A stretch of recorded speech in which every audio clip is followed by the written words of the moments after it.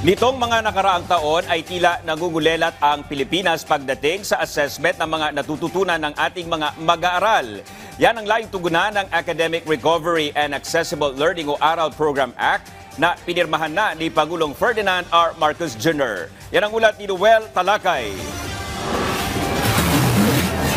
Bilang ama, edukasyon ang pinakamahalagang pamana na maaari naming iwanan sa inyo. Ito ang mensahe ni Pangulong Ferdinand R. Marcos Jr.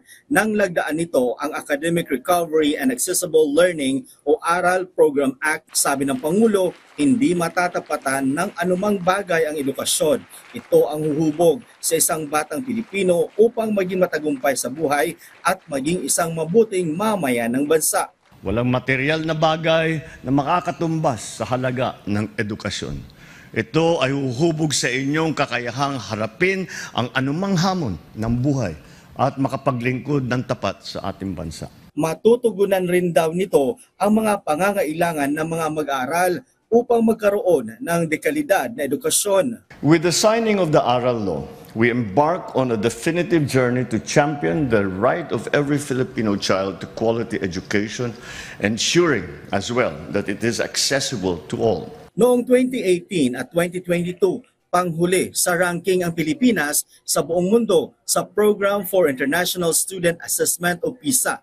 Noong 2023 naman, nasa 54 na ranking ang Pilipinas sa Global Knowledge Index. Ayon sa Pangulo, hindi ito isinasawalang bahala, kaya gumawa ng hakbang ang pamahalaan para mabago ito. This disheartening trend remained alarmingly the same, highlighting the urgency of the learning crisis that we confront today.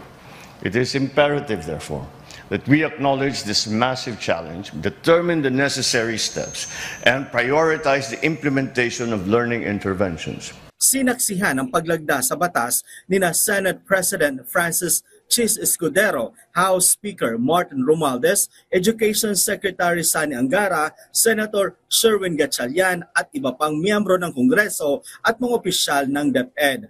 Pero paano nga ba ipatutupad ang ARAL Program Act? Yes, parang tutorial, mentor-mentee talaga siya. So may pagka-tutorial rin po siya. Kasi po talagang gusto natin kung as much as possible ma-individualize po. Pag may nakita tayo na kailangan ng tulong na mag-aaral, mag-intervene na tayo kaagad. Huwag na natin hintayin yung end of school year. Iginiit din niya na hindi ito magiging karagdagang trabaho o pasanin ng mga guro. Gagawin niya ito sa loob mismo ng school year.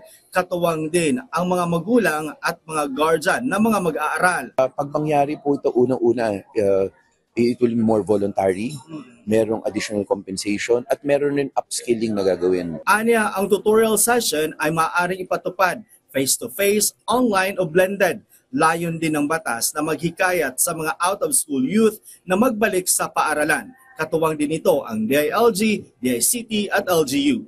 Magiging ganap na batas ang ARAL Program Act 15 days matapos maipublish ito. Layon nito na magkaroon ng karagdagan kaalaman at kasanayan ang mga mag-aaral sa bansa pagdating sa pagbabasa, mathematics at science. Ipatutupad ito mula grade 1 hanggang grade 12. Noel Talakay para sa Pambansang TV sa Bagong Pilipinas.